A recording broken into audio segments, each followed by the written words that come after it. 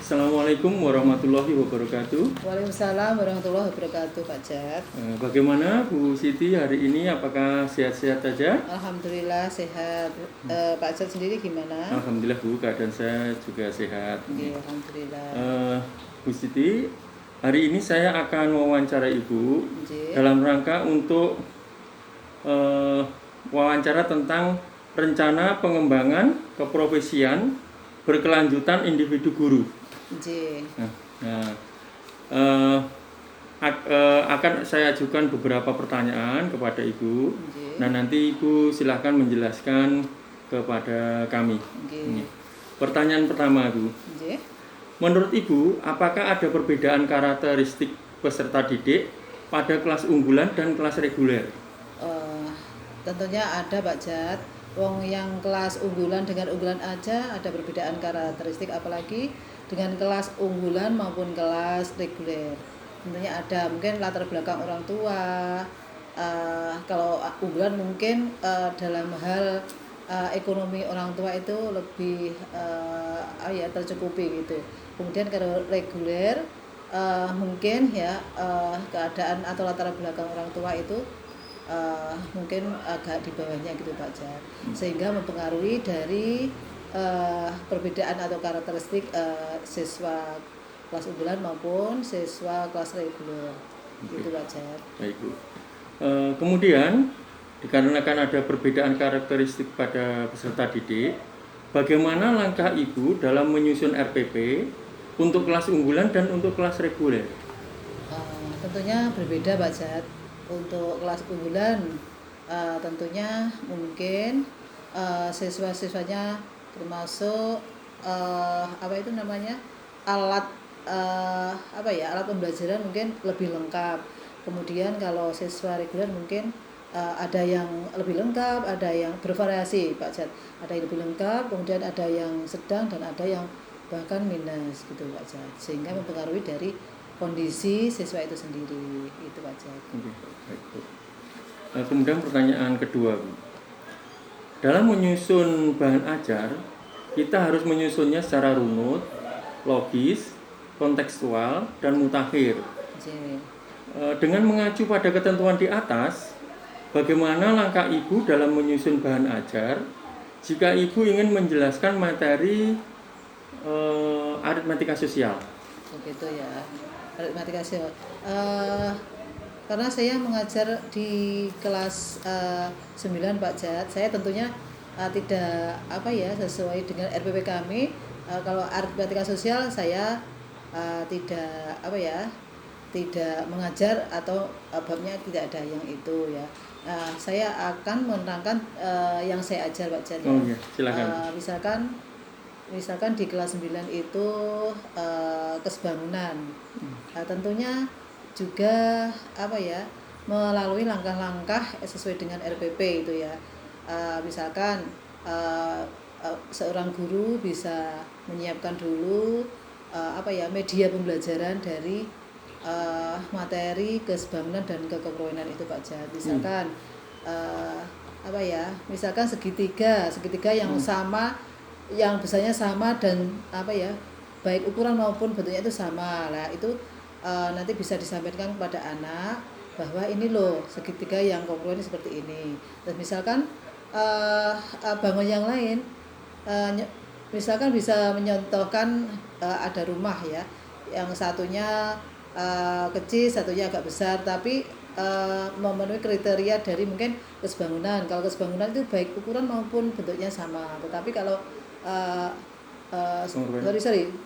kalau kekongruan itu bentuk dan besarnya sama. Tapi kalau kesebangunan itu kan hanya sisi-sisi yang bersesuaian itu sebanding dan sudut-sudut yang bersesuaian sama besar. Misalkan seperti itu, Pak Jat. Baik, Bu. Baik. Lanjut ke pertanyaan berikutnya. Menurut Ibu, definisi pembelajaran yang efektif itu yang bagaimana, Bu? Iya, pembelajaran yang efektif itu menurut saya, Pak Jat, yaitu satu pembelajaran yang bisa membuat anak didik lebih termotivasi ya, lebih bersemangat, dan bahkan lebih membuat anak itu menjadi rajin belajar gitu, Pak Jat, sehingga Sehingga guru juga perlu memberikan wawasan kepada anak atau memberikan motivasi pada anak supaya anak didik tersebut bisa belajar lebih giat lagi gitu. Iya, terima kasih Bu. Kemudian pertanyaan yang keempat, berikan contoh pemilihan sumber belajar atau media pembelajaran yang sesuai dengan materi dan strategi pembelajaran. Begitu ya. Ya, kalau saya misalkan mengambil kesebangunan dan kekongruenan, saya ya mengambil yang sesuai dengan materi itu. Misalkan saya ngambil buku jurnal dengan buku tulis biasa yang kecil itu. Terus kemudian menyampaikan kepada anak bahwa bangun ini mungkin bisa juga disebut bangun yang sebangun karena mungkin ya sisi-sisi yang besar sama panjang dan sudut-sudut yang besar mungkin sama besar. Demikian juga saya bisa mengambil misalkan dua bangun yang bentuk dan besarnya sama persis ya. Sehingga dari gambar tersebut nanti anak diarahkan untuk menyimpulkan atau digiring untuk memberi tanggapan bahwa ini bangun yang kongruen gitu aja. Sekarang tentang penilaian pembelajaran Bu. Ya.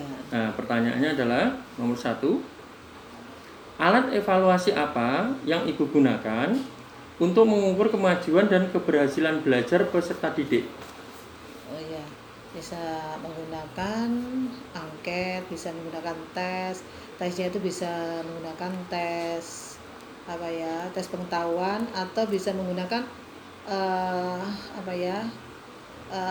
itu penilaian unjuk kerja atau mungkin penilaian portofolio kinerja atau bahkan ada penilaian proyek, itu bisa digunakan untuk mengukur kemampuan peserta didik Pak Jat. Menurut saya begitu. Baik, kemudian pertanyaan kedua, metode penilaian apa yang Ibu gunakan untuk memantau kemajuan dan hasil belajar peserta didik? Metode penilaian Bu. Oh itu ya, berarti mungkin bisa penilaian sikap ya.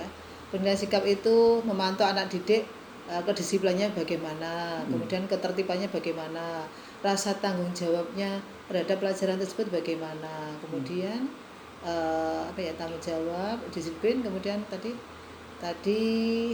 kerapian juga dan lain sebagainya Pak Jal. Itu salah satu dari metode untuk mengetahui kemajuan belajar kita didik. Terima kasih Bu. Pertanyaan ketiga, apakah Anda menggunakan hasil penilaian untuk memberikan umpan balik pada peserta didik? Oh gitu ya Pak Jar. Jadi gini Pak Jar, kalau anak didik tadi misalkan setelah saya mengadakan penilaian nilainya masih kurang atau di bawah KKM, tentunya saya akan mengadakan remedi Pak Jar ya. Dari remedi itu saya mengulangi materi-materi yang biasa merasa kesulitan anak didik tersebut, tetapi kadangkala, tapi ini tidak harus ini ya. Kalau nilainya sudah baik, anak tersebut saya beri pertanyaan, mungkin itu saya beri pertanyaan, kalau bisa menjawab saya beri nilai plus gitu yang nanti bisa saya tambahkan kepada anak tersebut yang nilainya sudah bagus ya. Itu baca. Iya, terima kasih Bu. Kemudian tema berikutnya yaitu tentang kompetensi menghasilkan publikasi ilmiah. Sebagai seorang guru yang profesional, Bu Siti pasti sudah pernah membuat karya ilmiah. Iya. Apakah karya ilmiah Ibu sudah pernah dipublikasikan? Oh iya Pak Jat, saya alhamdulillah setiap satu semester saya membuat sebuah PTK. Karena selain untuk mengembangkan kompetensi saya, PTK itu juga bisa digunakan untuk persyaratan kenaikan pangkat Pak Jat. Jadi tentunya jadi bisa menyelam sambil minum air ya, minum air sambil menyelam apa gitu ya istilah bahasanya seperti itu.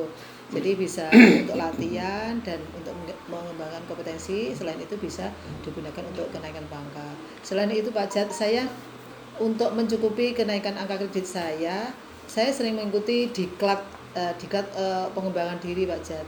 Di situ ada teknik cara pembuatan PTK, cara Iya.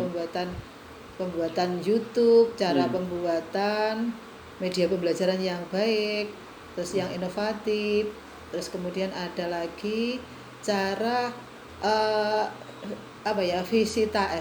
sitasi karya ilmiah. Jadi nanti mengambil daftar pustakanya dari mana, bagaimana caranya, kemudian mengambil istilahnya tidak boleh mengambil karya orang lain itu seperti apa, terus supaya memahami lah intinya untuk membuat tulisan yang dipublikasikan gitu Pak Jan. Iya. Selain itu saya juga membuat jurnal ya yang ber-ISBN gitu ya, karena juga merupakan syarat untuk kenaikan pangkat minimal ada satu jurnal yang yang diharuskan gitu Pak Jan. Iya. Iya, oke, baik Bu. Pertanyaan berikutnya, menurut Ibu, apa definisi dari karya inovatif? Karya inovatif itu karya terbaik ya, karya terbaik dari seorang guru, yang mana karya inovatif itu bisa ditularkan kepada anak didik dan juga kepada teman-teman sejawat ya.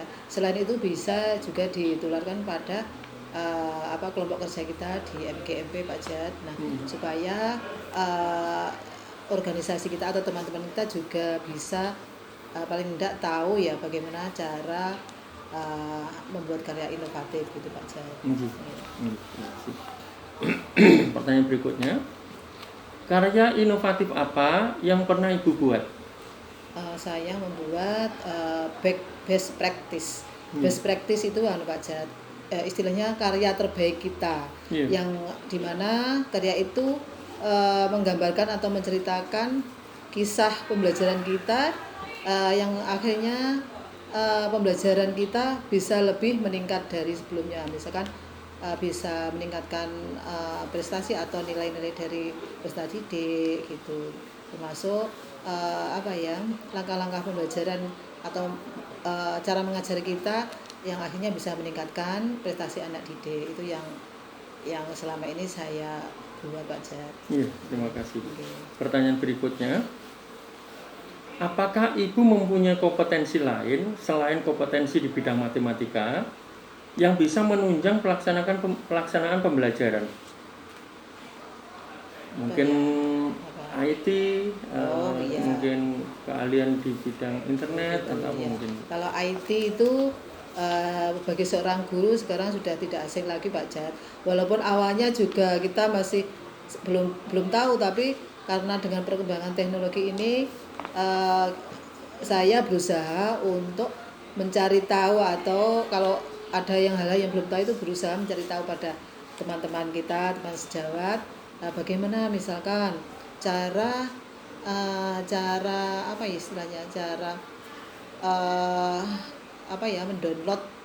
mendownload jurnal itu bagaimana caranya, kemudian cara melihat bagaimana karya ini, istilahnya karya tulis kita ini tidak plagiat gitu, caranya bagaimana hasil plagiat itu bagaimana caranya istilahnya itu banyak linknya itu Pak Jat. Kemudian juga termasuk YouTube itu juga kan penggunaan IT ya Pak Jat ya. Saya pernah juga ikut di kelas YouTube itu, paling enggak di masa pandemi kemarin kita akan banyak memerlukan media pembelajaran Pak Jat. Nah, satu-satunya media pembelajaran kita lebih menggunakan banyak IT ya, misalkan termasuk YouTube. Kemudian dari YouTube itu kita bisa membuat video pembelajaran yang akhirnya bisa kita upload di YouTube gitu, nanti bisa disebarkan ke anak-anak gitu Pak Jat. Baik Bu, pertanyaan terakhir ini Bu. Menurut Ibu, kompetensi apa saja yang dibutuhkan untuk dapat melaksanakan tugas tambahan, misalkan menjadi kepala sekolah atau kepala perpustakaan? Silahkan Bu. Kompetensi tambahan. Kalau saya hanya guru biasa Pak Jat. Intinya saya hanya ingin mengembangkan potensi diri saya yang bisa berguna untuk peserta didik kami, sekaligus bisa mungkin bisa mengembangkan hasil karya, sehingga hasil karya itu bisa digunakan untuk menunjang kenaikan pangkat itu. Itu pada diri saya Pak Jat. Jadi saya nggak punya kompetensi tambahan yang lain, misalkan pas sekolah atau wakil pas sekolah itu enggak, tapi saya guru biasa dan wali kelas, mungkin sama dengan Pak Jat gitu nggih. Itu Pak Jat. Terima kasih Bu atas wawancaranya. Terima kasih atas waktunya. Semoga bisa bermanfaat untuk teman-teman yang lain Bu. Amin. Assalamualaikum warahmatullahi wabarakatuh. Waalaikumsalam warahmatullahi wabarakatuh.